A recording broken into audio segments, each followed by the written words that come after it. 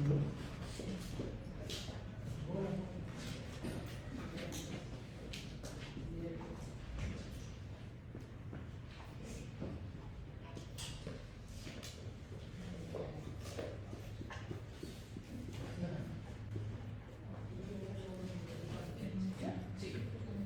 buenas tardes a todos, todas y todas. Espero que estén muy bien. Gracias primero por asistir y gracias a las personas que nos están viendo desde la transmisión por Facebook. Mi nombre es Elena Alcalá de Ávila, yo soy abogada y ley sección jurídica y en este espacio pues voy a surtir un poco de moderadora y a guiar un poco la conversación.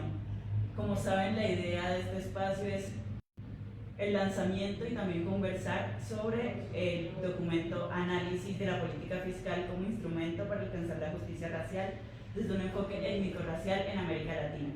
Entonces, primero que todo, las personas que se encuentran acá con nosotras es Ana María Valencia y Dayana Blanco. Ana María es economista y especialista en gerencia de gobierno y gestión pública, feminista negra, caqueteña, integrante de la colectiva Matamba Acción Afrodiaspórica y presidenta de la Asociación Colombiana de Economistas Negras, Mano Cambiada.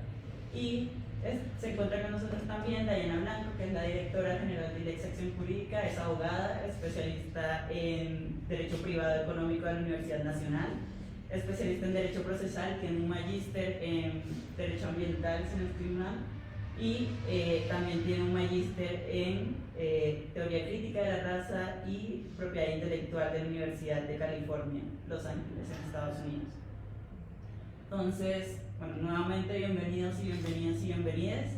Primero que todo, el espacio va a contar primero con una pequeña presentación súper breve de lo que es el documento, de lo que integra el documento y lo que pretende ser el documento.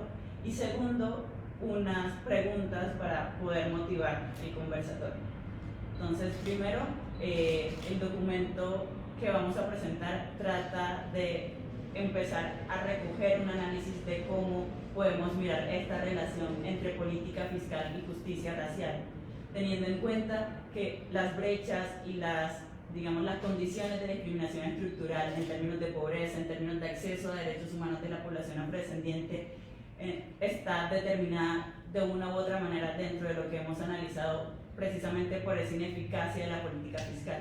Entonces la pregunta que nosotros nos hacemos en el documento es cómo podemos ver la política fiscal como una herramienta para poder alcanzar la justicia racial, porque no podemos ver solamente la política fiscal como aquella herramienta neutral y aquella herramienta que solo sirve para distribuir los recursos y para distribuir las riquezas del Estado, sino también como aquella herramienta que debe promover por cerrar las brechas y que debe promover las causas sociales, específicamente de aquellos grupos que han sido históricamente marginalizados y aquellos grupos que precisamente abarcan la mayor parte de los sectores vulnerables y que como reflejan y viven las condiciones de pobreza.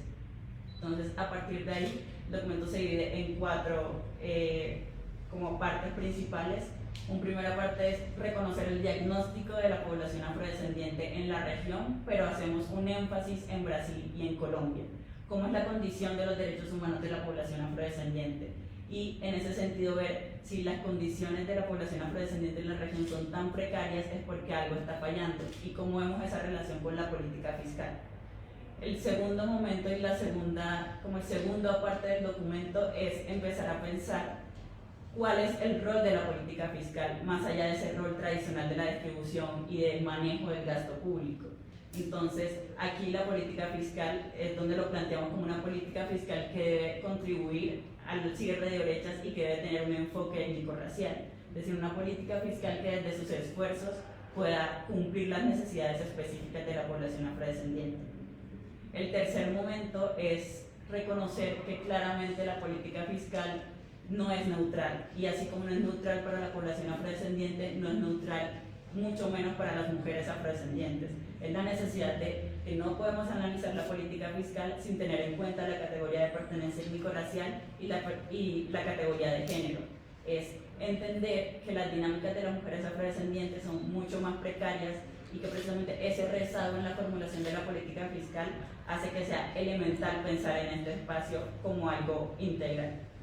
Y Por último, la cuarta fase del documento es, bueno, ¿qué herramientas debemos tener en cuenta de manera práctica para empezar a pensar una política fiscal que realmente integre un enfoque étnico-racial? Damos 7 recomendaciones, que son recomendaciones muy precisas que abarcan el tema de un marco normativo preciso, de unas condiciones de participación, de unas condiciones de veeduría, de entender que hay un problema grande de invisibilidad estadística que también no nos permite hacer un análisis completo por la falta de datos, y también una situación de cómo podemos medir si una política fiscal es correcta o no. Entonces nosotros empezamos a plantear estas dinámicas de generación de indicadores, de resultados, de procesos, de cómo podemos transformar estas dinámicas. Y por último, una serie de recomendaciones claramente para aquellos actores que están involucrados en la formulación de la política fiscal. Damos recomendaciones al Estado y también damos recomendaciones a la sociedad civil, que también se tiene que apersonar sobre este tema y ponerlo en la agenda, porque no es un asunto que no nos incumbe, sino precisamente es empezar a poner los ojos en él. Entonces, como dando esta pequeña, larga, creo que introducción sobre el documento, quisiera empezar a preguntarle a nuestras participantes de cuáles creen que son los aportes que hace este documento para entender la relación entre política fiscal y justicia racial. Ana, si quiere comenzar. Okay. Buenas tardes. Primero pues agradecerles a Acción Política por la invitación. Son unas compañeras con las que ya hemos venido desarrollando algunas actividades y bueno, nos sentimos contentos de participar también en esta discusión sobre la política fiscal, que es necesaria y creo que en términos de justicia racial también es incipiente.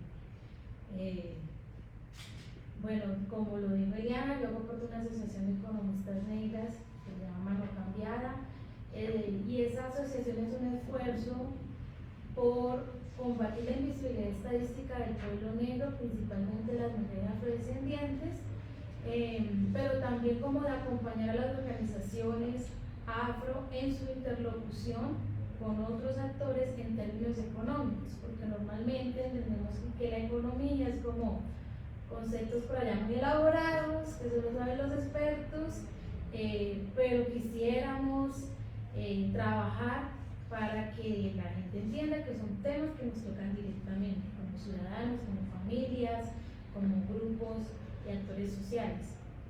Bueno, y esperamos pues convertirnos en un futuro no muy lejano en un centro de pensamiento que apoye todas esas dinámicas.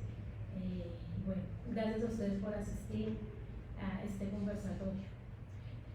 Para contestar tu pregunta, bueno, yo creo que el documento lo más importante, lo primero que hace es definir, ¿no? Decirnos qué es lo que significan estos conceptos de política fiscal y de justicia racial. Con respecto al primero, pues de nuevo, la política fiscal es como una cosa que solo entienden los economistas, el ministro de Hacienda, el ministro de Dinero. Y es tan sencillo como entender que es un instrumento para tomar decisiones con respecto a los ingresos y a los gastos que tiene el Estado. Claramente hay unas metodologías detrás que son un poco complejas, pero eso es lo que hace la política fiscal, es lo que estudia la política fiscal y lo que persigue. Y con respecto a la justicia racial, este es un concepto, digamos, que a mi modo de ver no está popularizado, ¿sí?, dentro del movimiento social afro, dentro de la gente que maneja los temas étnico-raciales, pero es un concepto también que en el documento se explica brevemente diciendo, oiga, la justicia racial no es más que buscar eliminar brechas de desigualdad históricamente establecidas que afectan de forma negativa y desproporcionada a los grupos étnicos. Entonces yo cuando leo ya estas definiciones, yo logro entender un poco las conexiones y las sinergias que pueden haber con respecto a los dos conceptos. Además, el documento hace un plus y nos dice, pero la política fiscal no es solamente este instrumento de política económica, es también, y así debemos verla, ¿sí?, como un mecanismo para mejorar las condiciones de todos los colombianos, pero principalmente de aquellos que se encuentran en desventaja. O sea, cómo todas esas políticas que se dan en la política fiscal en relación a los ingresos, en relación a los gastos, puede contribuir a mejorar nuestra situación de vida.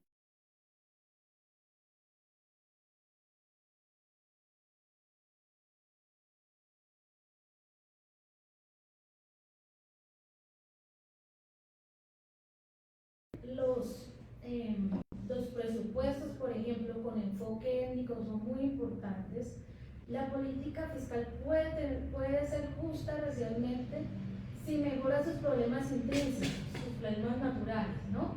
Si, por ejemplo, mejoramos los temas de recaudo, si, por ejemplo, perseguimos la evasión y la ilusión que en este país son muy altas, si avanzamos en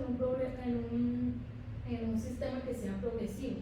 Ya con eso, que digamos que son recomendaciones que se le hacen a todos los sistemas tributarios del mundo, ya estamos contribuyendo a la justicia racial. Entonces, eso me parece claro. Bueno, yo también quisiera agradecerle a Ana María por aceptar la invitación por parte de la Semana Cambiada, la Asociación de Economistas Negras, que hicieron parte fundamental de esta construcción. Y quiero partir de ahí, contarles un poco cómo fue esta construcción para llegar acá a esta discusión con ustedes, más allá de los temas técnicos que muy bien nos explicó Ana María. Quiero empezar a repetir, mi nombre es Daniela Blanco y mi pronombre es ella. Muy importante. Este documento es un esfuerzo por consolidar la discusión sobre la relación entre política fiscal y justicia racial, en términos más concretos, entre presupuestos, recursos económicos y la garantía de derechos humanos. ¿Sí? La garantía de derechos humanos para todas las personas, pero específicamente para aquellas que hacen parte de grupos poblacionales históricamente marginados. En este documento nos enfocamos en población afrodescendiente y hacemos un esfuerzo mayor por hablar en alguna capitel de este documento sobre población afrodescendiente, mujeres negras. Hablamos de mujeres cisnegras y hacemos la aclaración de que es necesario que sigamos ahondando en la discusión sobre cuál sería la relación entre política fiscal, justicia racial en relación con otras poblaciones que también pertenecen a este abanico de población afrodescendiente, y me refiero específicamente a las personas afrodescendientes con identidades de género y orientaciones sexuales diversas. Hacemos esa aclaración en el documento porque creemos que esto debe ser una reflexión más profunda que se debe seguir dando. Entramos ahí en este tema de la discusión entre política fiscal y justicia racial porque desde el derecho, desde el litigio estratégico, desde la investigación sociojurídica, ¿sí?, desde la incidencia, nos hemos dado cuenta que por más que avancemos en las luchas del movimiento social afrodescendiente, del movimiento indígena, por más que lleguemos, por ejemplo, a fallos concretos de Cortes Suprema, Corte Constitucional, sigue existiendo barreras sobre la disponibilidad de recursos para materializar derechos fundamentales. Y por eso, de alguna manera, estamos acá en esta discusión. Este documento parte de una reflexión anterior que se da por otras personas y organizaciones de las Américas. Esta reflexión anterior viene de otro documento que también recomendamos su lectura, y es el documento de principios de derechos humanos para la política fiscal. Creo que este es el nombre completo. Este es otro documento marco que intenta reflexionar sobre cuál es esta relación entre derechos humanos y presupuestos. Y hay un capítulo específico sobre el principio de no discriminación, y de este capítulo parte este nuevo desarrollo que es este documento sobre el análisis de la relación entre política fiscal y justicia racial. Eso sería lo primero que quisiera decir. Lo segundo es que esto es un documento marco, ¿sí? ¿Qué quiere decir? Que hay que hacer una serie de reflexiones, ¿sí? Una serie de reflexiones que siguen abriendo puertas a que creemos una cantidad de discusiones alrededor de garantías de derechos humanos. En este documento nos estamos refiriendo puntualmente a la medición de desigualdad desde 4 derechos puntuales, y es derecho a la salud, derecho al empleo, derecho al territorio y el derecho a la educación. Consideramos que esos 4 derechos son fundamentales para medir cuál es el acceso a la población afrodescendiente a vivir en condiciones dignas de bienestar e igualdad en relación con otras poblaciones que no son afrodescendientes. Entonces, es también otra claridad que quisiera hacer alrededor de este documento, que es un documento marco. ¿Qué le aporta también este documento a todas estas reflexiones? Ha sido un gran esfuerzo que hemos hecho como organizaciones. En Colombia, por ejemplo, tratamos de buscar alianzas con Asomano Cambiada, que ha sido una organización amiga que nos ha colaborado en varios temas, porque ILEX Acción Jurídica es una organización integrada en su mayoría por abogadas, y no podíamos dar esa discusión nosotras solas sin el acompañamiento técnico de otro tipo de profesionales como son las economistas, y qué mejor que hacerlo con las economistas negras. Buscamos también ayuda de profesionales en Brasil. Nos colaboró en Brasil una abogada que se llama Lina Andrade, que estuvo haciendo las reflexiones con nosotras sobre cómo se da esta comparación entre distintos países en Latinoamérica para la materialización de derechos desde el análisis de la política fiscal, y cómo la política fiscal puede ayudar a esta materialización de derechos. Y contamos también con la lectura juiciosa de otras personas expertas, como son el profesor Carlos Biafara y también Sofía Garzón. Entonces, me parece importante resaltar el trabajo en coalición de lo que es este documento que les presentamos ahorita, para que ustedes lo lean así, con una postura crítica, porque decidimos hacer este lanzamiento en las universidades con los grupos estudiantiles afro, porque este es un tema que sigue siendo muy incipiente en este país, y es importante que las universidades se den la oportunidad, sobre todo los grupos estudiantiles, de discutir cuál es esa relación y cómo esa relación desde sus lugares de acción puede seguirse activando. Este documento, así como lo dice Liana, entonces, trata de reflexionar desde las desigualdades cuál es el aporte que puede hacer la política fiscal a materializar esos derechos, y da una serie de recomendaciones. Yo resaltaría dentro de esas recomendaciones las que tienen que ver con participación de la población afrodescendiente en el diseño, implementación de estas políticas. Resaltaría también la necesidad de que nos preparemos como sociedad para dar estas discusiones, porque a pesar de que hicimos un gran esfuerzo porque este documento sea un documento sencillo de entender, un documento fácil de digerir, siguen siendo temas de alto tecnicismo, siguen siendo temas que no son fáciles de llevar a todos los escenarios. Y así como hoy estamos con ustedes en esta universidad, también esperamos ir a zonas rurales, a los barrios, a las comunidades, a hablar de esto, porque es desde ahí que se gestan los cambios. Entonces es importante este aporte que hace el documento de tratar de aterrizar esta discusión a todos los contextos, no solamente este que nos hablaba la mayoría del Ministerio de Hacienda y siguen dándose las discusiones en esos tantos niveles. Creo que ese sería varios de los aportes que rescataría, y otro que es un compromiso con el que hemos quedado las organizaciones que trabajamos en este documento, sobre todo un poco ILEX, que es quien ha estado liderando esto desde Colombia, y el Center for Economic.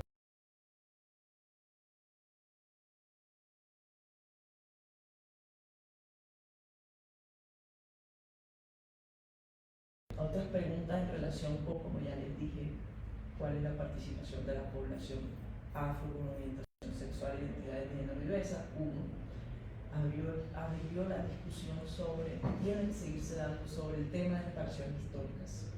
Es absolutamente vital cuando hablamos de política fiscal y comunidades negras y población afrodescendiente.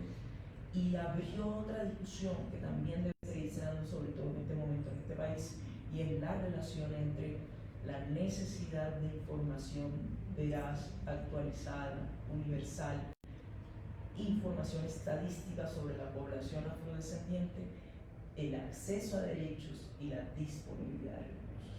Yo resaltaría esos tres temas sobre los que se abre la discusión en este documento. Ahora que Dayana nos menciona un poco estas preguntas que se abren a partir del documento, creo que una pregunta esencial es pensarnos de si hay una necesidad de transformar la política fiscal de la región desde un enfoque étnico-racial. Y en ese sentido, el por qué se debe empezar a hacer esta transformación, teniendo en cuenta claramente que los países de la región, los países de Latinoamérica, están tratando de pensar estas reformas tributarias que hacen también parte un poco de todo este universo de la política fiscal, y desde su perspectiva, también desde la lectura del documento, cómo el documento puede darnos una guía para responder esta pregunta. Pues yo creo que la necesidad de la transformación de las políticas fiscales, no solamente la nacional, sino también la de las regiones, está latente y nos la muestra pues las condiciones de desigualdad entre los grupos étnicos y la mayoría de la población. ¿Sí? Esa es, digamos, como la prueba de que algo debe ser transformado en nuestros sistemas fiscales para que sea más redistributivo y para alcanzar la equidad.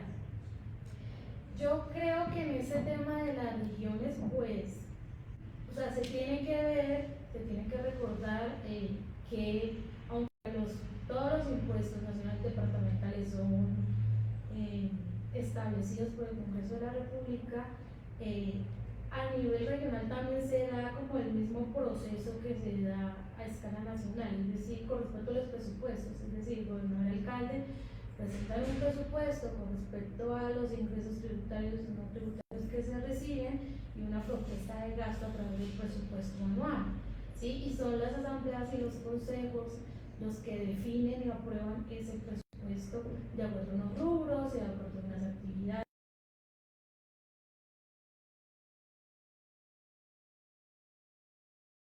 Trabajan a escala departamental en las discusiones de sus presupuestos regionales. ¿Sí? A veces me da la impresión que le tiramos como todo al tema nacional, ¿sí? Entonces vamos a reunirnos con la ministra de la Consultiva Nacional y personalizamos, y entonces el presidente que nos va a solucionar, pero recordemos que Colombia es un estado descentralizado. Y también podemos utilizar esa descentralización para dar las discusiones en todos los niveles, ¿no? A nivel departamental, municipal, si fuéramos un poco, digamos, más fuertes, podríamos tener incidencias en esos presupuestos para que también hagan el trabajo desde lo local. Y yo, por ejemplo, pongo, y bueno, y este enfoque diferencial étnico en los presupuestos tiene que ser transversal, ¿no? No puede ser solamente como en el tema de la cultura, que es muy importante, pero partir de un diagnóstico de cómo están las comunidades afrodescendientes con respecto a los derechos. Y bueno, por ejemplo, pongo el caso de Cali, una ciudad emblemática, una ciudad muy importante para nosotros como población afro, cómo el presupuesto de una ciudad como Cali está impactando la calidad de vida de la gente que vive allá, en temas tan importantes como el acceso al trabajo, como el acceso a un transporte digno, como los temas de seguridad, etc. ¿Eso se está haciendo, no se está haciendo? ¿O el presupuesto diferencial en Cali es el rubro que deja la Secretaría de Cultura para montar el Festival de San Juan? Que por supuesto es muy importante, pero no nos podemos ir por las ramas y decir, no, es que aquí está la desagregación étnica, ¿sí? Porque acá está la plata de cultura, pero la gente negra, cuando los problemas que enfrenta la población son mayores. En este tema departamental hay un reto importante, ya lo hemos mencionado acá, seguimos diciéndolo con respecto a la invisibilidad estadística, porque si la hay a escala nacional, imagínense a escala departamental o a escala municipal, ¿sí? Los datos siguen siendo muy malos esa puede ser una excusa también que tomen los gobernantes para decir, pues yo, ¿qué presupuesto diferencial voy a hacer si no tengo datos? Yo, aquí casi no hay gente negra, yo los veo muy bien, no tengo un diagnóstico de la situación que me apoye a esas situaciones y mucho menos si desagrego por género y por sexo. Entonces, digamos que la invisibilidad estadística cuando bajamos. Y finalmente, decir que en los temas de política fiscal para el acceso a la tierra de las comunidades negras, yo creo que podría haber una juntanza entre la nación y los departamentos, o algunos departamentos donde pues nuestra presencia es mayoritaria, ¿no? Como los recursos que tiene la nación y que dispone para ellos, y que espero que disponga para ellos, se articulan con los que tiene el departamento para mejorar todo lo que hay que mejorar en términos jurídicos, administrativos, con respecto al acceso y al disfrute de la tierra ancestral de las comunidades negras. Yo creo en esta pregunta que la política, y creo que es uno de los puntos centrales del documento, y es, nos hemos, sin ser experta en temas económicos, ¿no? Porque debo confesar que también ha sido un gran proceso de aprendizaje para mí como abogada, y es, la política fiscal se ha pensado para mantener un aparato grandísimo que es el Estado, ¿sí? Para mantener las instituciones, para distribuir los gastos, para asignar recursos, etcétera, etcétera. Pero hasta el momento, en lo que llevamos como historia de la nación, no se ha pensado en una política fiscal por la cual el Estado cumpla una obligación nacional e internacional que tiene, que es la de superar barreras de discriminación y la materialización del principio de no discriminación. Entonces, el documento parte de ahí, de decir, debemos pensarnos en políticas fiscales que nos ayuden a materializar el principio de no discriminación en estados como Colombia, ¿sí? En estados como el colombiano. Entonces, este instrumento intenta hacer un poco esta relación desde la nación, cómo participan las distintas poblaciones, ¿sí? En esa asignación de recursos y para la materialización de esos derechos en los distintos niveles, nacional, departamental, local. Yo diría hasta ahí, porque creo que varios de los puntos ya los tocó Ana María. Ahora, como les venía diciendo en la introducción, uno de los esfuerzos, y lo resaltó Dayana, del documento es tratar de tener también una visión interseccional sobre cómo integrar las categorías de género y pertenencia étnico-racial, y claramente cómo hacer de nuevo esta precisión de que queda una deuda para la población afro-LGTBI, porque no hay, primero se sigue repitiendo este problema de invisibilidad estadística, y cuando empezamos a ponerle como más categorías, cuando empezamos a tratar de hacer mucho más específico en el análisis, esta invisibilidad se hace más notoria. Sin embargo, este intento por tratar de verlo también como una política fiscal no neutral, no solamente para la población afrodescendiente, sino también para las mujeres afrodescendientes, aquí quisiera preguntar ¿cuál es el papel que deben tener las mujeres afrodescendientes en la construcción de la política fiscal? ¿Y cuáles son las barreras a las que se tienen que enfrentar para poder también generar estos cambios y estas transformaciones? Porque algo que rescato de lo que Ana María decía era la población, la sociedad civil afrodescendiente también tiene que participar y también tiene que generar que estos espacios de participación no solamente sean algo de voz, sino también algo de voto y algo decisivo para la toma de decisiones en términos fiscales.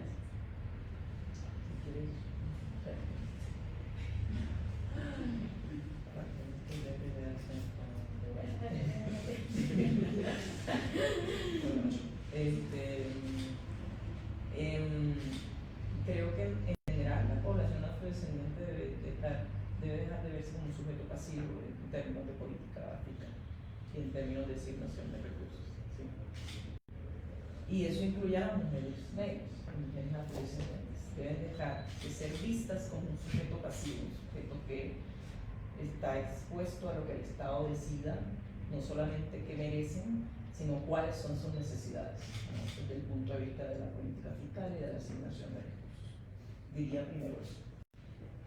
Hay amplios estudios y análisis de las brechas que enfrentan la población afrodescendiente en general para acceder a educación superior, empleo.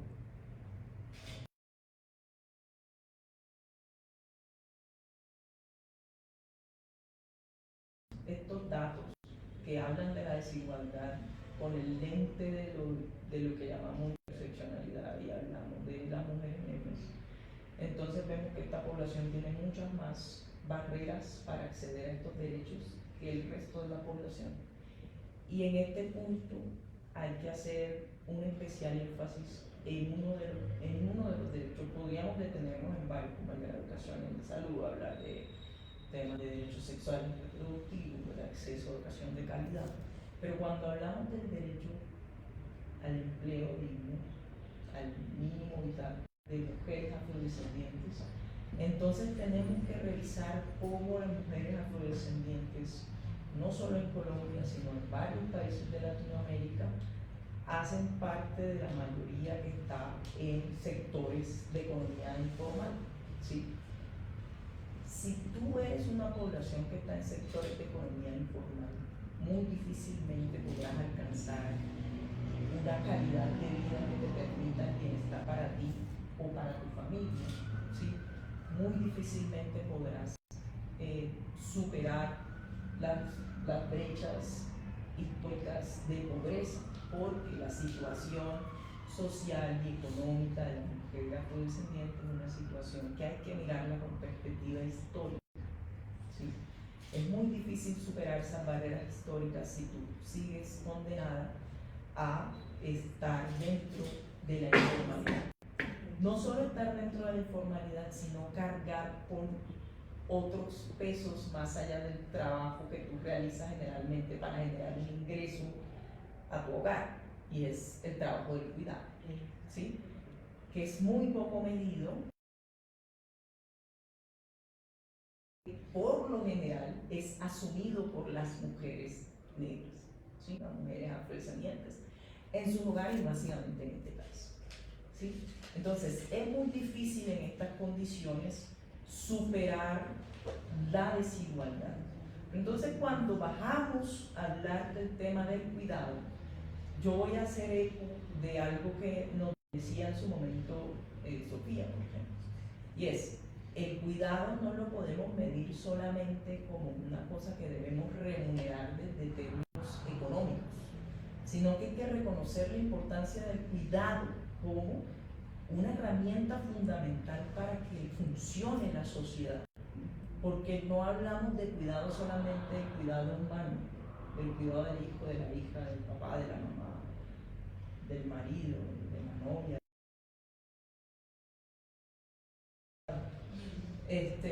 sino el cuidado de, por ejemplo, el cuidado que hacen las mujeres negras del territorio. Eso también es una labor de cuidado, que generalmente no es entendida como las políticas y programas y la economía del cuidado, ¿sí? Entonces, eso también son temas que tenemos que preguntarnos cuando hablamos de cuál es la situación y la posición de la mujer negra en toda esta discusión, y que tenemos muchos más retos que superar cuando hablemos de temas de política fiscal para tratar de impulsar el desarrollo de ciertas poblaciones. Y en ese sentido, lo que se recomienda un poco también en el marco del documento es revisar y analizar, seguir analizando estos temas de acceso al mercado, los sectores de la economía formal e informal en la que están participando en su mayoría las mujeres negras, y esta revisión de sectores debe hacerse a escala geográfica también. ¿Dónde están empleadas las mujeres negras en ciudades como Cartagena, como Buenaventura, en ciudades turísticas, por ejemplo? ¿Dónde están empleadas? Ese análisis hay que hacerlo porque eso va a impactar en todo caso las reflexiones que hagamos sobre la distribución y asignación de recursos, etcétera, etcétera, todo del plan internacional.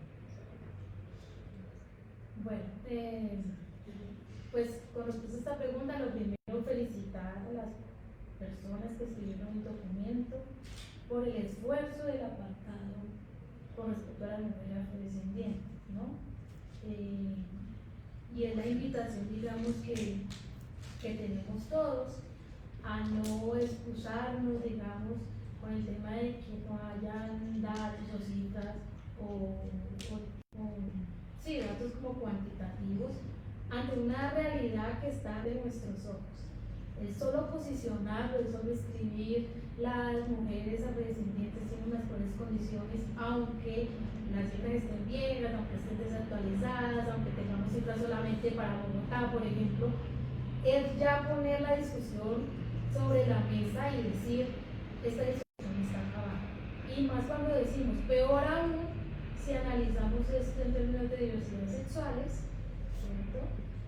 Porque nos muestra que la política fiscal y la justicia racial es un tema que tenemos que seguir profundizando, porque como grupo étnico no somos homogéneos. Entonces, pues me parece muy chévere, yo aplaudo ese esfuerzo. Y con respecto a lo que debemos hacer como mujeres negras, es bueno participar activamente, ¿no? Normalmente, cuando se habla del grupo étnico afrodescendiente, se habla de los hombres. Cuando se habla de mujeres y de género, se habla de las mujeres blancas, ¿sí? Pero si nosotros partimos de la posición de que en la escala social las mujeres negras son las más vulneradas, ¿cierto? Y llevamos esta consigna a los espacios, pero no como una consigna para victimizarnos, ni más faltaba, sino en lógica de exigencia de derechos, pues podremos, digamos, posicionar los temas de las mujeres con más fuerza. En los espacios étnicos y todas las discusiones que se den con respecto, digamos, a la política fiscal, pero también a los desafíos que tiene el nuevo gobierno, poder mostrar las diferencias que tienen las mujeres negras, ¿sí? Y bueno, ya que Sofía mencionó una cosa muy importante con respecto al Sistema Nacional de Cuidado, que como sabemos es una apuesta del futuro Ministerio de la Igualdad en cabeza de Francia Márquez. Entonces, ¿cómo vamos a participar ahí? Y más con las reflexiones que planteaba Sofía, que solo las vamos a plantear nosotras, porque somos las que las sabemos, las que las vivimos. Nadie más va a llevar esas reflexiones diferenciadas a estos espacios de discusión, a estos espacios de toma de decisiones. Y que estos esfuerzos no sean vistos como una amenaza divisoria al movimiento afrocolombiano, porque plantear las situaciones diferenciadas de las mujeres negras es fortalecer los espacios de incidencia y no atacar la unidad, entre comillas, de las apuestas y de la agenda del movimiento afro. Y por el otro lado también tenemos una tarea, porque los espacios de mujeres en la discusión de las políticas fiscales, que ya han avanzado mucho, por supuesto, con este tema de la gestión de los elementos de gestión menstrual, de los elementos de gestión menstrual, libre de impuestos, toda esa campaña que se hizo, eso es, digamos, las organizaciones de mujeres trabajándole a los temas de la política fiscal en Colombia. Entonces nosotros vamos a participar ahí y debemos hacerle frente también a discusiones muy racistas, ¿sí? Con respecto a por qué. Entonces, bueno, los retos son inmensos, una invitación al movimiento social de mujeres negras para apropiarse de este y de todos los temas, de muchos que vendrán, y poder tener una incidencia positiva y fructífera en las discusiones que se vienen. Una de las conclusiones que se puede dejar de esta pregunta y sus respuestas es precisamente que el documento está planteando muchos temas nuevos, muchos temas que todavía necesitan una extensa investigación y también una extensa extensa participación de grupos de mujeres afrodescendientes, de grupos de la población afrodescendiente en general. Y precisamente, como lo decía ya en un principio, en este ritmo de que este es un documento marco, que no es un documento como que trata de profundizar, precisamente porque uno de los objetivos es que sirviera como una guía, como una base de manera sencilla para que las personas pudieran entender estas dinámicas de la podrían plantearse estos escenarios de participación. Y en este sentido, y sería como la última pregunta de este espacio del conversatorio, porque también quiero que las y les asistentes puedan entrar a conversar con ustedes. Como ya concretando, la pregunta sería: ¿cuál es el papel de los actores de la política fiscal que deben tener para plantear una política fiscal que persiga la justicia racial? Y también, en el escenario de que el documento plantea al final unas ciertas herramientas, ¿cuáles son estas herramientas a rescatar? ¿Y cuáles son estas recomendaciones también a rescatar para poder seguir avanzando en esta discusión? Voy a iniciar por las herramientas. Con el papel de los actores, porque creo que todavía estamos en ese descubrir de cuál es el papel que tenemos las personas al menos.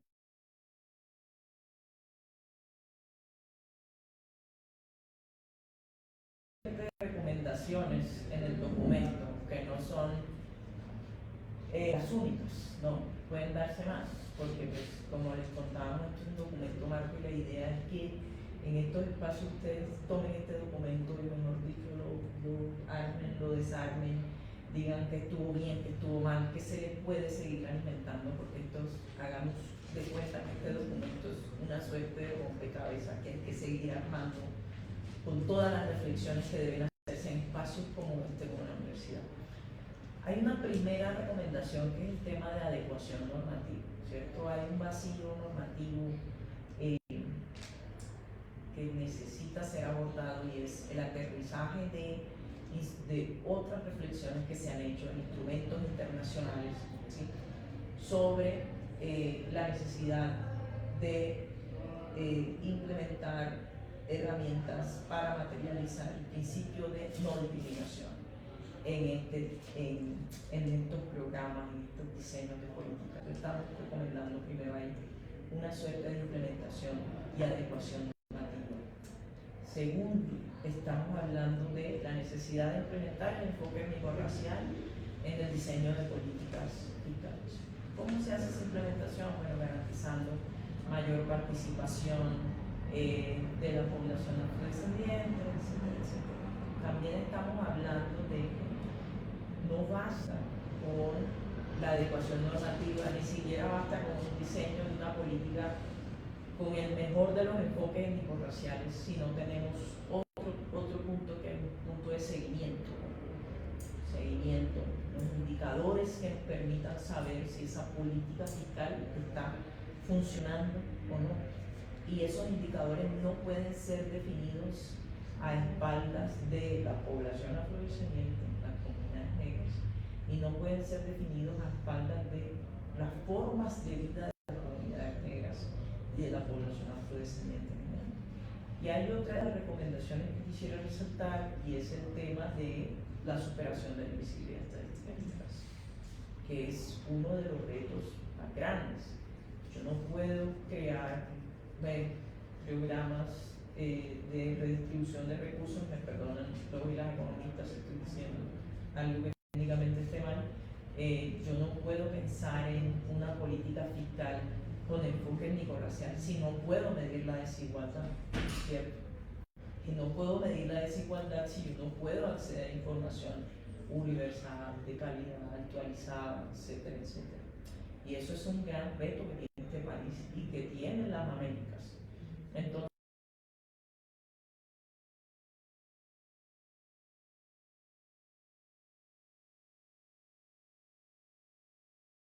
está acá junto con otras organizaciones afrodescendientes como son PCN, ACON, CENOA, AFRODES, en el año 2020 presentamos una acción de tutela en contra del DANE por la reducción de la población afrodescendiente en Colombia en un 30%.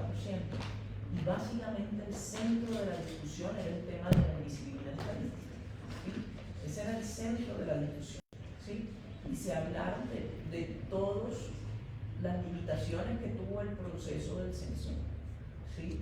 De todos los errores que se cometieron, no solamente se denunciaron en el marco de la tutela, sino que también fueron reconocidos por el mismo Departamento Nacional de Estadística. Y finalmente esta semana la Corte se pronunció, y esta semana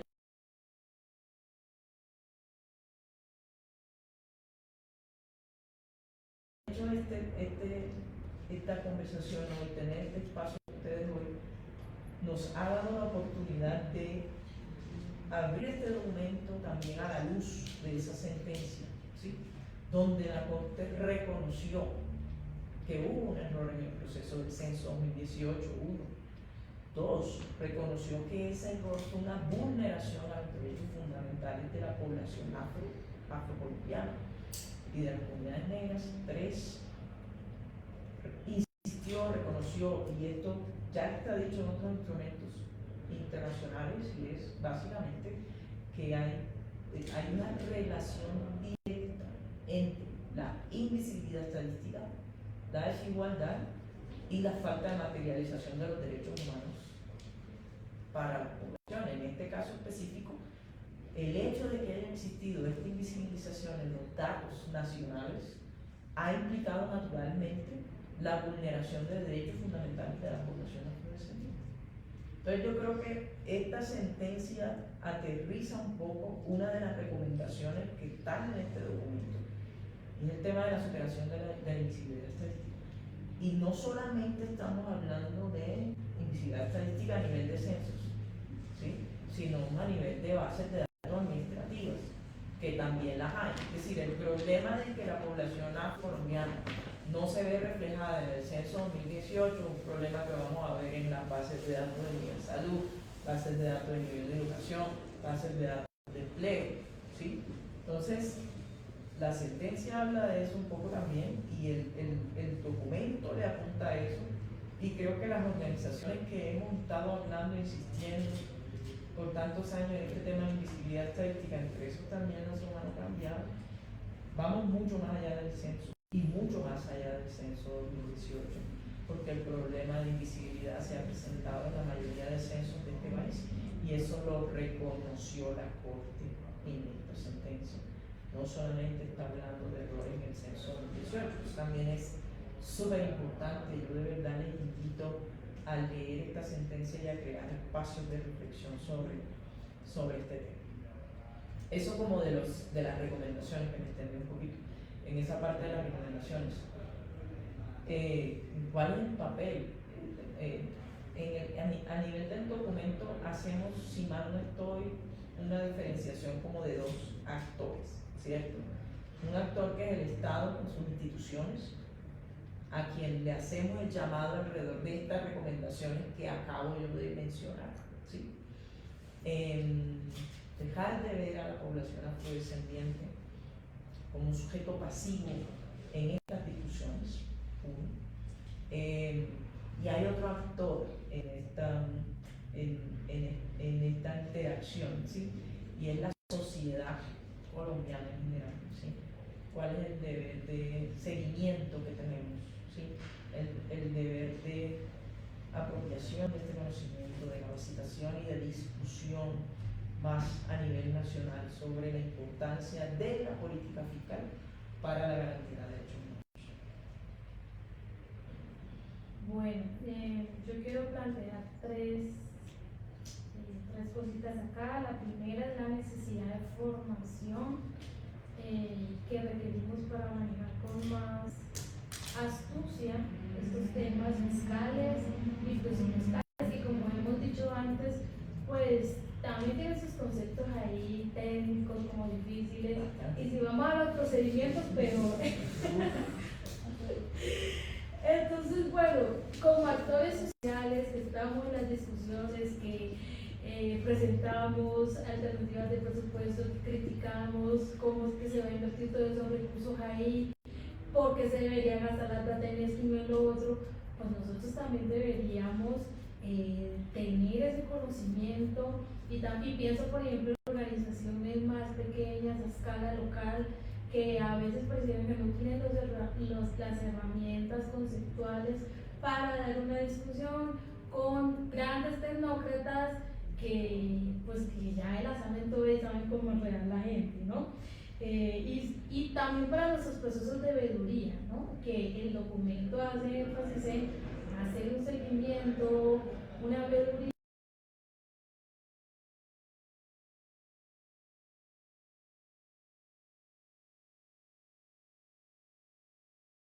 Pues este ejemplo de que el Estado nos vive diciendo que la plata se pierde, que la plata se pierde, que los municipios no presentan los proyectos, que los consejos comunitarios no participan, pero entonces uno se va al detalle de lo que implica participar en términos fiscales, ¿cierto? Y eso es súper difícil. Presentar un proyecto, por ejemplo, el Sistema General de Regalías, cumpliendo las metodologías súper rígidas que tiene para ello establecidas del Departamento Nacional de Planeación, pues hace que municipios pequeños de nuestros territorios, categoría 6, pues les quede muy difícil competir con otros que de pronto tengan un recurso humano, burocrático más capacitado para sus temas. Entonces, bueno, yo creo que eso es importante irlo resolviendo en las cosas que debemos hacer. Por otro lado, nosotros tenemos actualmente una crisis de representación terrible. Fatal. Porque por un lado, la representación natural de las comunidades negras que se da a través de las dos curules en el Congreso, ¿cierto? Una acción afirmativa que buscaba mejorar nuestra representación política. Ya sabemos eso en qué ha terminado. Actualmente tenemos dos representantes que, además de no conocer la agenda y las propuestas del movimiento social afrocolombiano históricas y actuales, de hecho están en contra. ¿Sí? Yo no creo que uno de nuestros congresistas esté a favor de, no sé, aumentar los programas de admisión especial en las universidades públicas, cuando de hecho ha hablado de acabarlas. Entonces nuestra representación, y piensen que el Congreso pues es el espacio donde se va a discutir la nueva reforma tributaria, ¿sí? Y el presupuesto general de la nación, de la entonces, ¿cómo vamos nosotros ahí? O sea, el hecho de no tener una representación digna, pues hace que no se puedan establecer estas alianzas políticas para poner cosas que nos interesan como pueblo afrodescendiente. Y por el otro lado, pues hay unos espacios avalados, legítimos de la comunidad afrodescendiente, pero a veces no nos representan como también como queramos, ¿no? Estoy hablando de la Comisión Consultiva Nacional, la departamental y la distrital, ¿sí? Entonces, bueno, no sé, además del trabajo que hacen las organizaciones, esta representación que tenemos ante el Estado está fallando y tenemos que encontrar la manera de mejorar y de corregir estas situaciones. Bueno, y por último, yo sí creo que esto es un tema también de voluntad política, para hablar pues ya del lado del Estado, ¿no?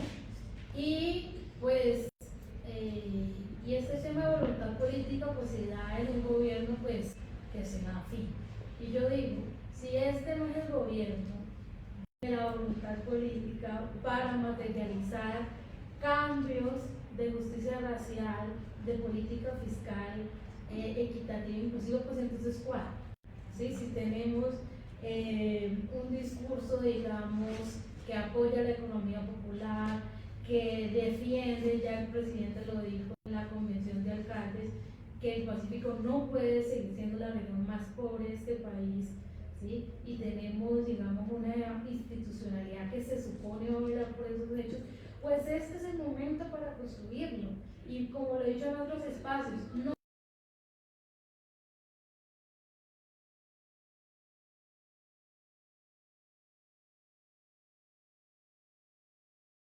la organización debe ser más fuerte para que esas promesas se cumplan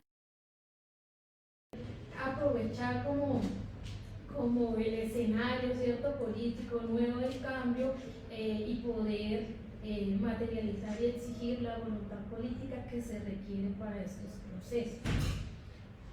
Con respecto a las recomendaciones, yo creo que Dayana pues lo explicó muy bien. Yo solamente quiero hacer énfasis en los temas de los indicadores. El documento pone un ejemplo que me parece muy chévere, que es el del trazador presupuestal, ¿no? Entonces, el gobierno tira voladores y platillos y hace fiesta porque construyó un trazador presupuestal para los temas de paz, para la inversión en género y para la inversión, el cumplimiento de las metas del Plan Nacional de Desarrollo en los temas afrodescendientes. Pero es un trazador presupuestal que nadie entiende, súper complejo, donde no hay coerción para que las entidades del gobierno presenten información seria, porque presentan cualquier cosa, y entonces al final, ¿qué es lo que tenemos para nosotros saber si se cumplió o no el plan de desarrollo? O en este caso la política fiscal, ¿cómo vamos a saber si se cumple la política fiscal o no y si alcanza la justicia racial o no? Entonces este tema de los indicadores es muy importante, no es un capricho, digamos, economicista, ¿sí?, de que todo tiene que ser medido, no, sino que es importante que sepamos en qué se ha avanzado y qué no, también para corregir los problemas que se encontraron. Si no avanzamos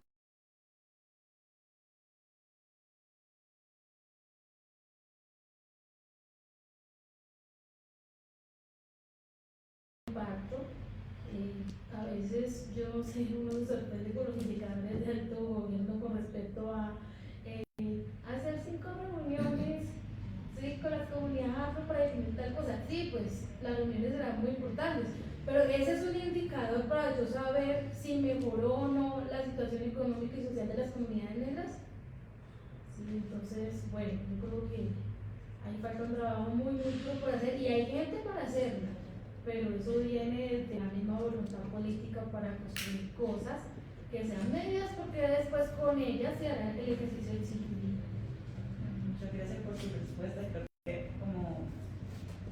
al final el documento deja muchas preguntas abiertas, muchos temas en el tintero, si se puede decir así, y precisamente en este documento, que también es como de cuestionar lo que está establecido, de ver cómo podemos mejorar lo que tenemos y también de plantearnos cómo vamos a promover una nueva visión de política fiscal que alcance la justicia racial.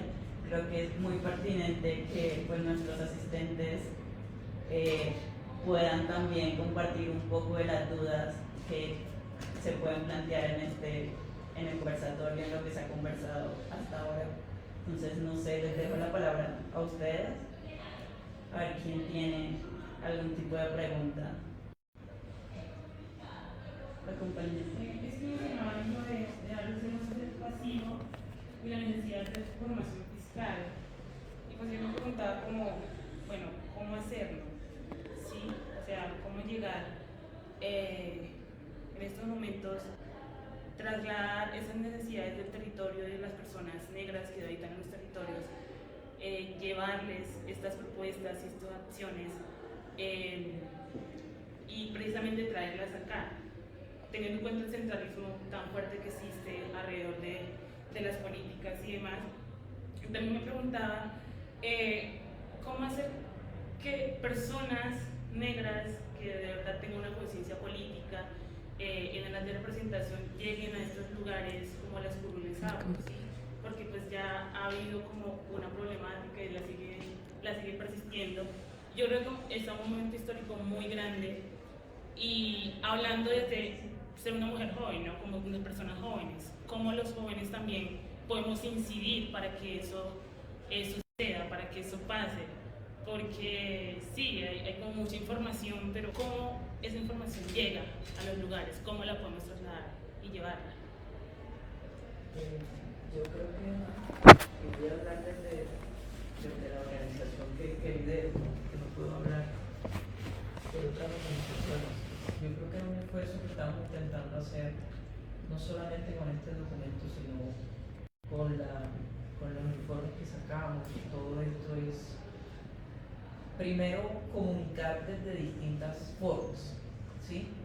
Porque bueno, sacamos este documento, intentamos que fuera lo más corto y sencillo posible, lo subimos a la página, pero resulta que no en todos los lugares que habita la gente negra en este país hay internet, o hay ni siquiera hay energía eléctrica. Y si hay uno, lo otro, de pronto no tengo un iPad, no tengo un celular, no tengo, etcétera, ¿sí? Esa es una primera limitación que debemos nosotros identificar como una barrera para que la información llegue donde al final tiene que llegar, ¿sí? A mucha gente no le gusta leer informes de 45, 100, 200 páginas, o no tiene el tiempo, menos si no van a hablar de política fiscal y que la asignación de recursos. Entonces, no, sí, es muy complejo. Entonces, ¿cómo hacemos para que la gente se interese por eso? ¿Sí? Como organizaciones, ¿cómo lo hacemos? Claro, escribir es muy importante, pero sirve solo para ciertos espacios, como de pronto en la universidad ustedes van a leer el documento y van a hacer un ensayo, pero de pronto para las organizaciones que trabajan con niñez afrodescendiente, por ejemplo, debemos pensar otras formas de comunicar esto. Y si yo me pienso, por ejemplo, en un Reels, en un TikTok, en un video de 1 minuto, entonces yo voy a llevar esa información.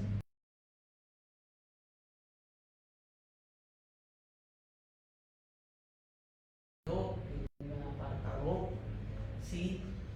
Que llega a la cola. Entonces yo voy a llevar esa información donde tiene que llegar, ¿sí? Y para nosotras como organización ha sido vital contar con un equipo de comunicaciones que nos ayude a hacer eso, ¿sí? A llevar esa información en distintos formatos. Y estoy hablando cuando lo hacemos desde aquí, pero eso también ha implicado un esfuerzo como organización de recursos, de tiempo, de tratar de llegar a los barrios, a las ciudades, a las rurales, a las comunidades, a llevarles este cuento sobre, ahorita será sobre este documento que acabamos de lanzar, ¿sí? Pero en su momento ha sido las discusiones sobre violencia policial racista en este país, y en su momento ha sido el tema de invisibilidad estadística en este país, ¿sí? Entonces, creo que ese es un compromiso que tenemos como organizaciones de la sociedad civil para que esa información llegue, ¿sí? Cuando somos nosotros quienes de alguna manera desarrollamos esa información. Pero otro compromiso también ha sido el trabajo en red, ¿sí? Reconociendo que las únicas personas que hacen trabajo somos las que estamos en Bogotá, o las que estamos en Cali, o las que estamos en Cartagena. Hay gente que todos los días está haciendo trabajo desde sus comunidades, desde sus barrios. Y eso implica un trabajo en red y de identificar quiénes son las personas que en otros lugares de este país están haciendo un trabajo diario importantísimo. Identificar cuál es su papel en esta construcción e intercambiar, ¿sí? Es decir, mira, yo hago parte de una organización que se llama Sumando Nunca Piedad, que se llama ILEX. Tenemos un gesto, un día vamos y te contamos, que día vienes tú.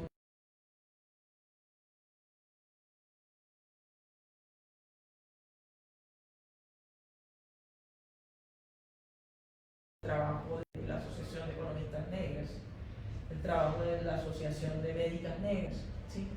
Y hemos entendido que hay una cantidad de organizaciones que han nacido del corazón de la población afrodescendiente, que están haciendo trabajo desde sus lugares del conocimiento, desde sus oficios. Y eso implica reconocer que hay que hacer un trabajo que es interdisciplinario, ¿sí? Y si yo tengo todo eso mapeado, como decía Ana María, yo voy a entender que sí hay gente para hacer el trabajo que estamos pidiendo que se haga, ¿sí? Y eso implica que nosotras ya pasamos de un lugar pasivo de espectadoras a un lugar activo que dice, miren, yo existo porque tengo toda la capacidad para agenciar mis propios procesos. Y yo estoy segura que por eso es que nacen organizaciones como ILEX y como Su Hermano Cambiado. Son organizaciones lideradas por personas afrodescendientes que estamos convencidas de que podemos agenciar nuestros propios procesos, ¿sí? Y ahí entonces trasladamos un poco el rol de sujeto pasivo al sujeto activo cambios que nosotras necesitamos agenciar en este país. Eso no implica que la responsabilidad son nuestra. No. Eso no implica trasladar la responsabilidad a las poblaciones. Eso no implica trasladar la responsabilidad a las organizaciones de la sociedad civil. Eso implica que yo conozco como ciudadana, cuáles son las obligaciones del Estado. Pero también yo me paro en un lugar en el que digo, tengo todas las capacidades para exigirlas y para participar en esa construcción de cómo creo yo que debe hacerse.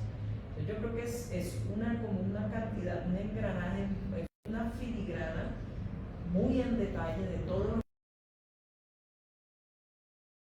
complejidades de este país para hacer que la información llegue donde tiene que llegar y no solamente que llegue sino que se transforme, ¿sí? Porque tampoco podemos pretender que toda la información que producimos desde nuestras organizaciones es palabra de Dios que alabamos, Señor. Es una información que nosotras sacamos desde el lugar donde estamos, pero que fácilmente cuando llegamos a los barrios, a las comunidades, a las colectivas, nos pueden estar diciendo, mira, pero es que yo lo trabajo así. Y entonces tu documento me sirve, pero mira que me sirve desde esta perspectiva. Y ese trabajo que realizamos desde nuestros lugares tiene que estar dispuesto a la transformación y a la conversación con esos lugares donde están las otras personas, ¿sí? Yo creo que desde ahí podemos cambiar un poco ese rol de lo pasivo a lo activo, y yo creo que desde ahí también podemos hacer que esta información llegue, y por más esfuerzo que hagamos habrá lugares donde esa información no va a llegar, ¿sí? Porque hay demasiadas limitaciones en este país, históricas, limitaciones históricas, ¿sí? Por eso debemos seguir trabajando para agenciar cambios que generen impacto, cambios estructurales. No sé si Ana María quiere agregar algo. Dos punticos. Lo primero es como, bueno, la participación es un valor democrático en un país que se jacta de ser la democracia más antigua de América Latina. Entonces, si bien las organizaciones por convicción hacemos ese trabajo, no vamos a dejar de exigirle al Estado que cumpla con facilitar y fomentar pues, la participación y la formación de los procesos fiscales de todos los ciudadanos de Colombia. Segundo, con respecto al tema de las curules, pues se viene una reforma política, una reforma electoral. ¿Sí? Yo creo que el tema de las curules pasa por una situación de cómo se eligen esos representantes. Pensábamos que el aval del Consejo Comunitario nos iba a salvar de que estos partidos políticos tradicionales se adoptaran de las curules, pero como pues que eso no sirvió. Entonces, ¿qué nos diseñamos para blindar, para escoger gente que sea el movimiento? Y bueno, también en términos de la formación política, ¿no? Sí, tiene que ser gente negra, pero pensando que en qué procesos ha militado, qué propuestas ha tenido y qué recorrido y trayectoria ha tenido. Eso me parece fundamental. Y pues también saltan muchas discusiones con respecto a la identificación étnico-racial. Pero bueno, este es un tema de largo espectro. Yo lo que creo es que debemos recuperar esas curules porque son nuestras y porque mucho trabajo hubo para poderlas establecer como para que nos las dejemos robar de esa forma tan descarada. No sé, ¿quién tiene otra pregunta?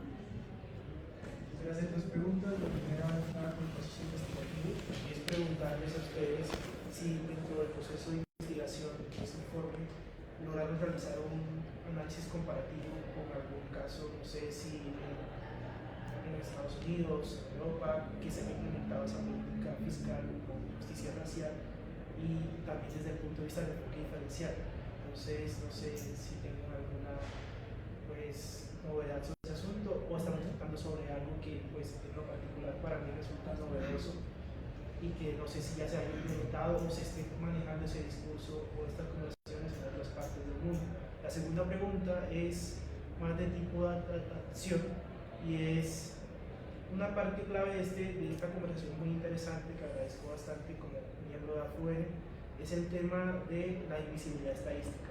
Eso lo mencionaron ustedes mucho y igual estoy muy de acuerdo con eso, y creo que este avance que se da a partir de la sentencia de la Corte Constitucional sirve mucho para hacer efectivas esas órdenes que ordena la Corte, y que en cierta manera nos invita a pensarnos cuál va a ser el actuar del movimiento negro ahora que estamos hablando de temas como el Plan Nacional de Desarrollo y la reforma tributaria. Creo que tienen que tener en cuenta el tema de la invisibilidad. Se consolide, pues debe haber previamente un buen censo que permita pues sentir que la población colombiana, realizar o el movimiento negro en general, se encuentren representados realmente estadísticamente. Entonces, eso es un punto. Sí, aquí para responder la primera, Eliana o Abraham me pueden preguntar que Eliana y Abraham, que ustedes hicieron parte del equipo de investigación. Sí, primero, como lo mencionaba, este documento es un esfuerzo por seguir desarrollando el principio de no discriminación dentro de los principios de derechos humanos para la política fiscal, que es otro documento marco. Y partimos de unas metodologías que se aplicaron en Egipto. Si no estoy mal, hay unas metodologías para analizar la política fiscal y la justicia racial en otros. La política fiscal y formas de justicia en otros países, entre esas Egipto.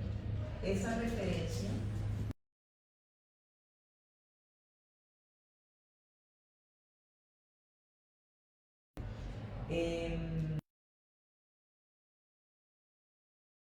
a nivel país, se han hecho otros ejercicios, por ejemplo, con poblaciones en condición de discapacidad, que fue otro ejercicio que también revisamos, que es otro documento marco que elaboró otra organización en otro país, no sé si Ecuador o Brasil, no tengo claro ahorita, que también nos sirvió de referencia para elaborar esto, que también se los podemos compartir. Y también usamos un poco para el tema metodológico y de análisis sobre cómo comparamos el tema de política fiscal con justicia racial, avances que ya se han tenido en el tema de política fiscal y enfoque de género, más que todo para el tema de mujeres cis, ¿sí?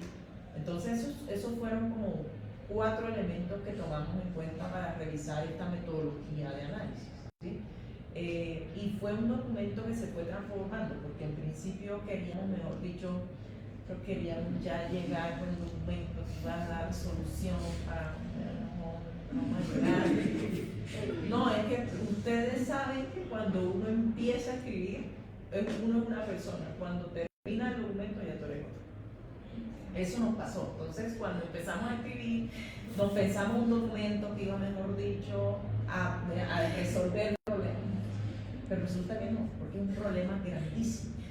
Entonces, nos pensamos crear la metodología para resolver el problema, pero terminamos encontrando más problemas, muchos más problemas, ¿sí? Que es generalmente lo que le pasa a uno cuando está investigando y se van, ¿sí?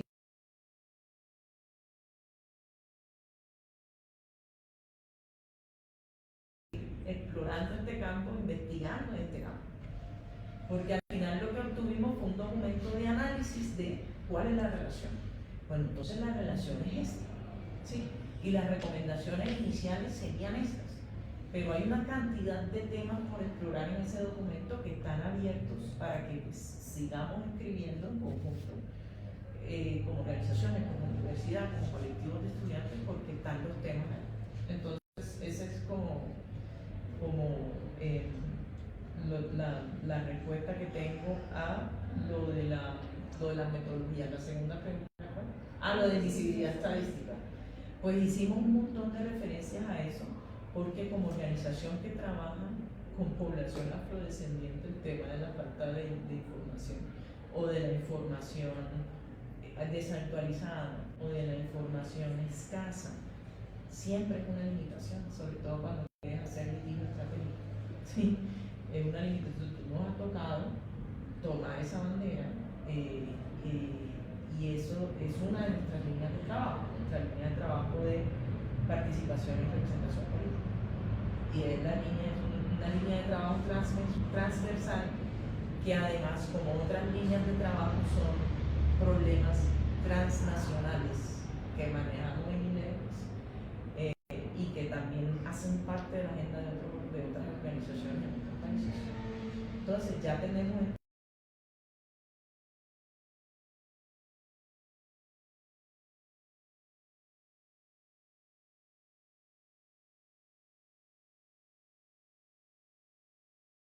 el problema no se va a resolver.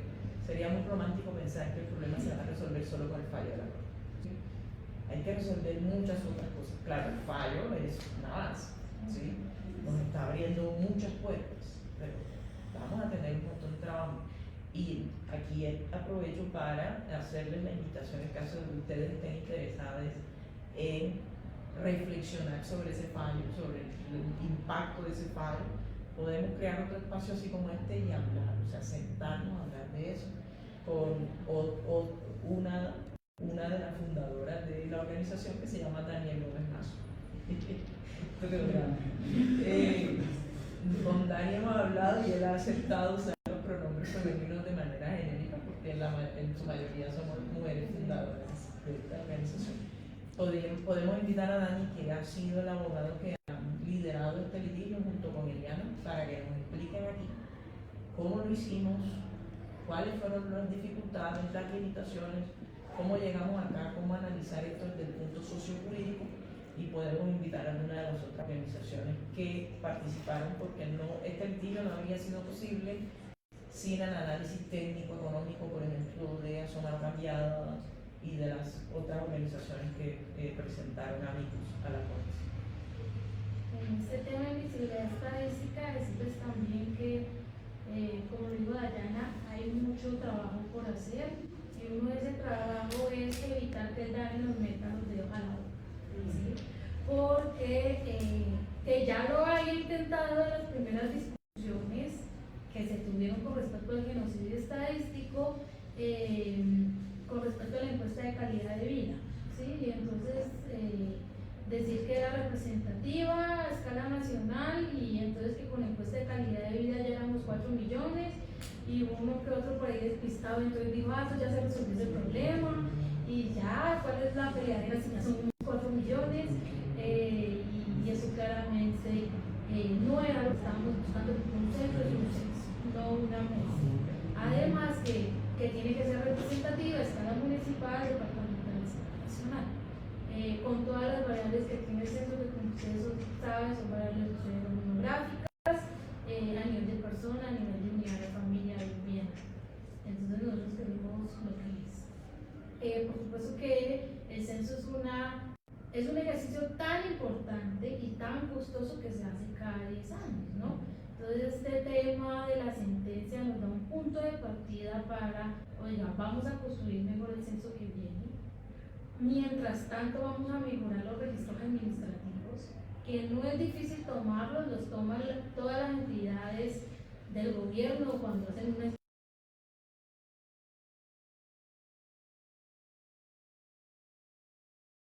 información y fortalecer el daño, ¿no? Vamos a ver de nuevo, tenemos una oportunidad en este gobierno, no sé todavía quién va a nombrar esa entidad, pero con el antiguo director se había creado una oficina, digámoslo así, que dependía directamente de él, se llamaba Enfoque Diferencial, se llama la Dirección de Enfoque Diferencial. Hizo unos esfuerzos ahí por mostrar las cifras desagregadas por género, por grupo étnico, víctimas, y por edad. Pero entonces, bueno, eso tiene que fortalecerse. Ya estamos hablando de algunas organizaciones de crear una dirección de asuntos étnicos dentro del DANE, que no sería una apuesta descabellada, y intentar alcanzar mayor nivel de segregación. O sea, el grupo étnico tiene unas peculiaridades, unas diferencias,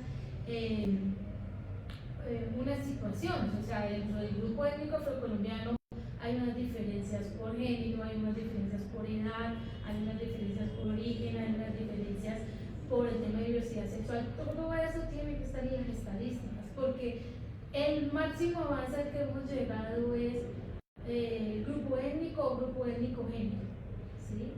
Y ya, pero yo quiero cruzar variables, yo quiero conocer realmente cuál es el estado de la población afrodescendiente en todos los temas y cruzando. ¿Y qué pasa si vive en ese municipio? ¿Y qué pasa si es mujer? ¿Y qué pasa si es una niña? ¿Sí? Eso es como nuestro sueño, pero pues tenemos un trabajo importante que hacer y la sentencia nos da ese impulso, ¿no? Ese reconocimiento.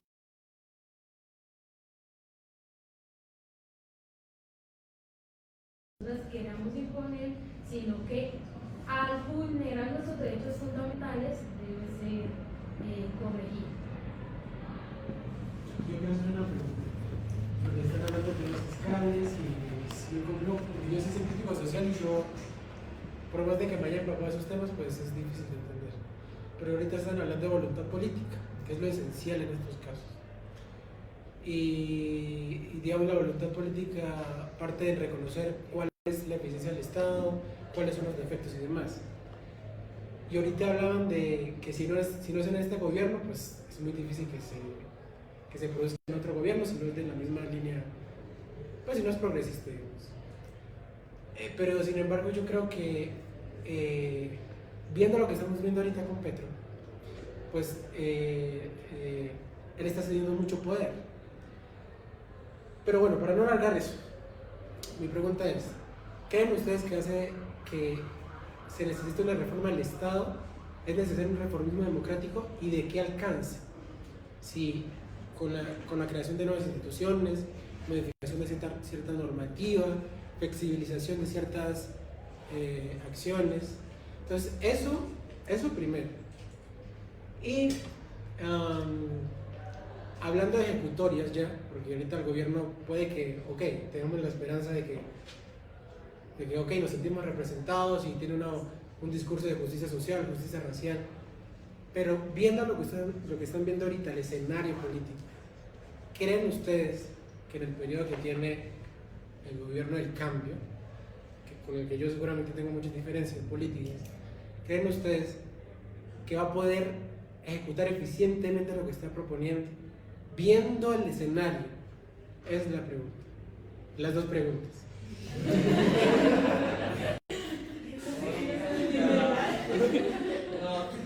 Yo creo que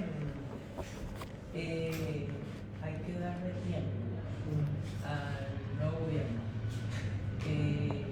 sobre todo porque es un gobierno que llega a un país como Colombia, donde todo es urgente, todo es importante, y donde hay unas deudas históricas, con un montón de poblaciones que tienen un montón de necesidades, ¿sí? Eso es lo primero. ¿Qué tiempo? Entonces ya es en principio tendríamos que decir 4 años, pero mientras esos 4 años pasen, nosotros como sociedad civil debemos organizarnos para hacerle seguimiento a ese tiempo.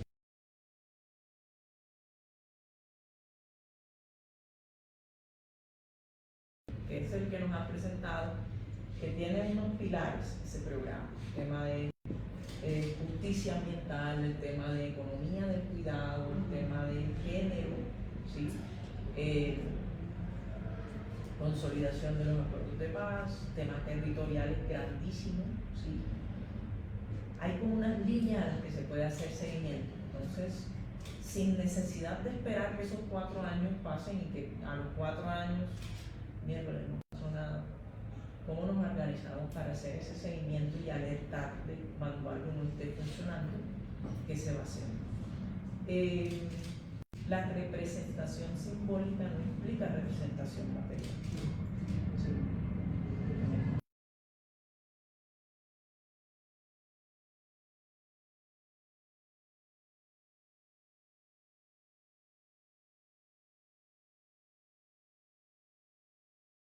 Sé que va a haber un cambio de un día para otro, ¿sí? Eso no es una responsabilidad que tengamos que cargarle a estas personas, ¿sí?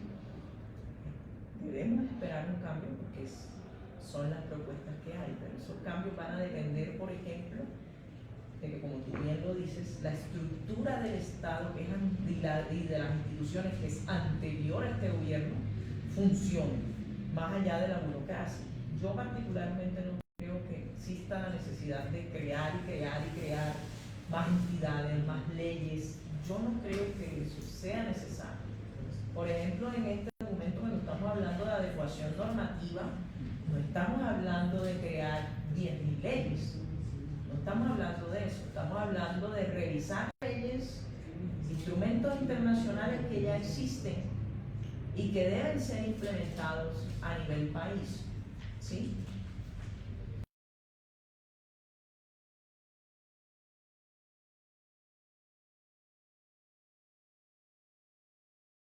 Se conecte realmente con las necesidades de las poblaciones. Entonces, a tu pregunta si hay necesidad de reformar la estructura del Estado o de crear más instituciones o de crear más normas, sinceramente no lo creo, porque Colombia es un país, por ejemplo, pionero en temas de normatividades, que espera la materialización de justicia racial, absolutamente pionero. Es pionero en temas agrarios para comunidades negras, comunidades étnicas. Ley 70 es una cosa que es súper pionera a nivel Latinoamérica, ¿sí? El problema no es que no exista la ley, el problema es cómo se implementa esa ley, que todavía se está esperando la reglamentación de algunos capítulos de la ley 70. Entonces, ¿cómo van a funcionar las instituciones del Estado para poder dar movimiento a ese programa político, para poder un poco resolver deudas históricas de las poblaciones que votaron por ese nuevo gobierno, ¿sí? Que son un montón de deudas y son un montón de poblaciones? Entonces votó la población joven, votó la población negra, afrocolombiana, palenquera, raizal, votaron los indígenas, votaron las personas con orientaciones sexuales diversas y de género diversas, ¿sí? Votó la gente de la periferia, se movió, o sea, las personas también con condición de discapacidad se movieron por estos temas. Líderes y lideresas sociales que esperan el cumplimiento de la norma.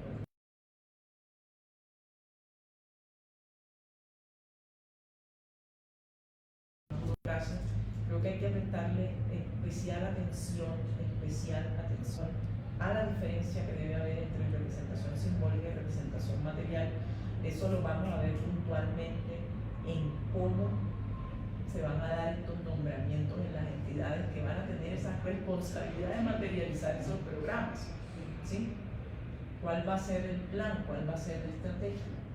¿Sí? Ese va a ser un gran compromiso a medida del gobierno. Yo lo que pienso es que el gobierno pasado fue tan malo que cualquier cosita buena que haga ya es como que cambio, se respiran otros aires, ¿no? Y el cambio se ve también en los planteamientos, o sea, las posturas políticas que se tengan con respecto a ciertos temas, ¿no? Nos acabamos de salir del acuerdo de Ginebra, bueno, un grupo de países que estaban en contra del aborto, no sé qué, y eso es una resolución que se firmó y ya sentimos que hay otra perspectiva con respecto a ese tema de los derechos sexuales y reproductivos.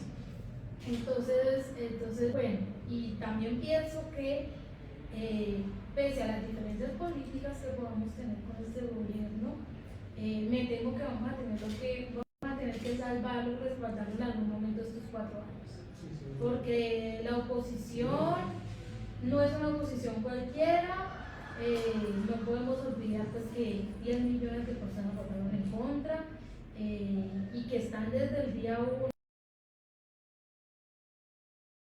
Ese es el dilema en el que nos hemos movido desde la campaña, ¿no? Como no estoy de acuerdo con esto, pero vamos con todo.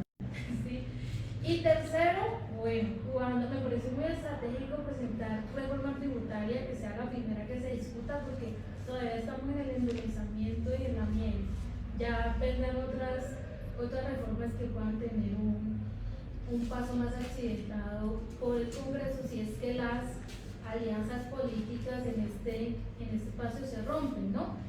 pero pienso, o sea, apoyo la idea de Dayana de que no hay necesidad de crear más instituciones, pero también pienso que se pueden hacer muchas cosas desde el accionar de los ministerios, no solamente como reformas que se presenten en el Congreso. Por ejemplo, si no se pasa la reforma laboral, si no pasa la reforma de salud, no es el fin del mundo. Hay muchas cosas por hacer en Colombia que se pueden hacer desde el orden ejecutivo, ¿sí? Decisiones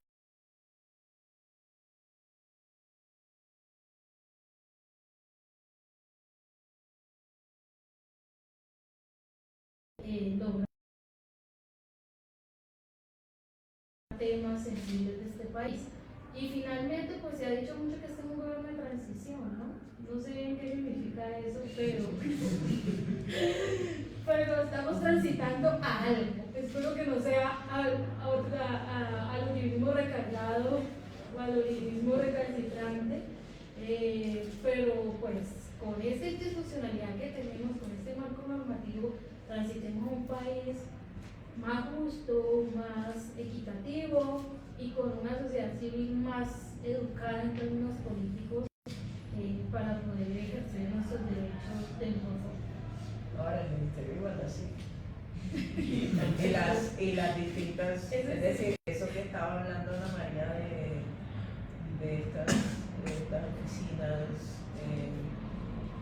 de direcciones étnicas, todo esto, lugares que nos permitan hacer estas reflexiones sobre cómo las distintas funciones de las entidades del Estado aterrizan a necesidades de materializar los enfoques étnico-raciales dentro de estas obligaciones de los estados, del Estado y de sus instituciones. Eso también es importante hacerlo. Y aquí viene otra vez el tema de qué esfuerzo fiscal hay que hacer para todas estas renovaciones, ¿no? en la estructura del Estado. Sí, o sea, yo creo que decían ahorita su merced, no me acuerdo el nombre, pero decía ¿cuál es el esfuerzo fiscal que hay que hacer? Entonces yo me ponía a pensar en una economía tan raquítica como la colombiana, porque es raquítica, el aparato productivo es bueno, es el que es.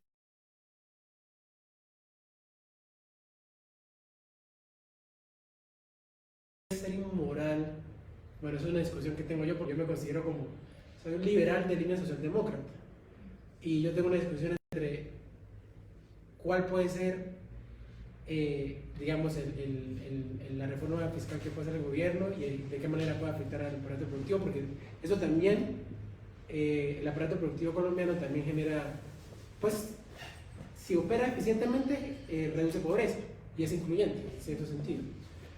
Entonces mi pregunta es, ¿hasta qué punto, viendo la reforma que están viendo usted, bueno, su merced que es economista, hasta qué punto puede ser inmoral en el sentido de que puede pulverizar o golpear muy fuerte el aparato productivo?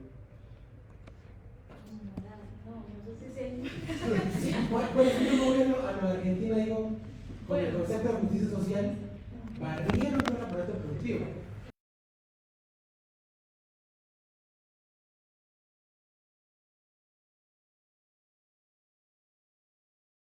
Tenemos para la reforma tributaria del gobierno, tenemos disminución de excepciones tributarias para la gente que gane más de 10 millones de pesos. Viene la discusión, 10 millones es alto, 10 millones es poquito. ¿Eso es clase media o eso es clase alta? Yo no sé ustedes qué piensan, pero ese es el tope que define el ministerio. Viene grabar también pensiones superiores a los 10 millones de pesos.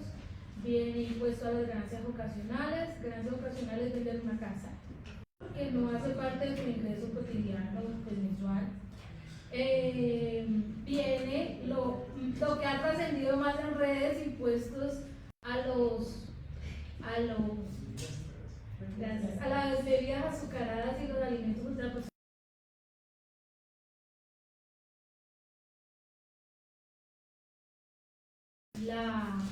La tarifa de las pequeñas y medianas empresas de renta, o sea, como no diferenciarla con respecto a las grandes, que tocan la misma tarifa. Pero este tema de las reformas tributarias es tan complejo, ¿sí? Que si usted ya lo analiza, está diciendo que si usted hace eso, ¿sí? Hace esas tarifas diferenciadas, pues las grandes empresas te crean un montón de medianas y pequeñas, te parcelan para pagar menos. Entonces digamos que este tema se tiene que ver con lupa de acuerdo a qué posibilidades hay de evadir y de eludir, ¿sí? Y cómo es, o sea, cómo se encuentra la manera más fácil de recaudar, ¿no? Cuando el sistema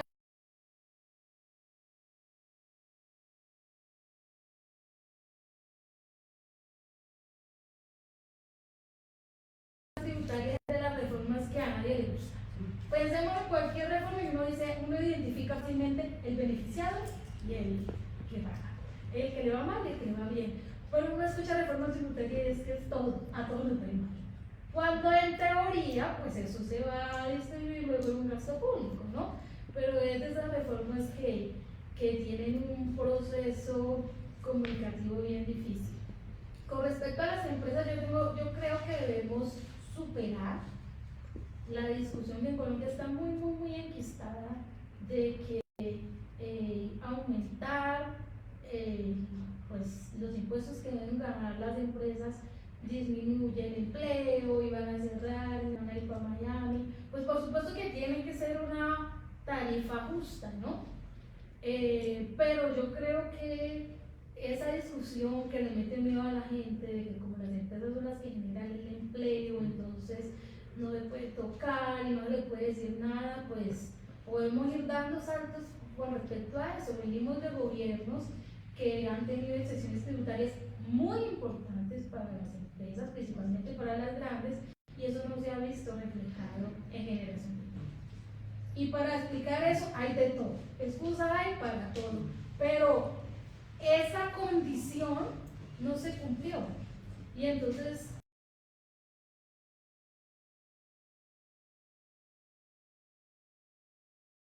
por debajo, ¿no? Y es ¿qué incentivos tiene la gente y las empresas para tributar en un país como Colombia, donde no se sabe en qué se invierten los recursos, donde se roba la plata, donde la gente no quiere y no lo importante, que eso es otro tema? El Estado tendrá que demostrar que va a hacer, que va a utilizar esos 25 millones y luego esos 50 millones de forma eficiente para generar confianza en los actores que tributan, ¿sí? Pero yo creo que hace parte de un compromiso ciudadano que tiene que darse. Esta reforma tiene unos vicios, como los visos, unas pinceladas de progresividad. No es en mi opinión, no es una reforma totalmente progresiva, pero de nuevo, venimos de cosas tan malas como grabar la comida, la canasta básica, a esta reforma que yo creo que tiene buen ambiente en el Congreso. Y bueno, ustedes saben, el texto inicial no es el que termina.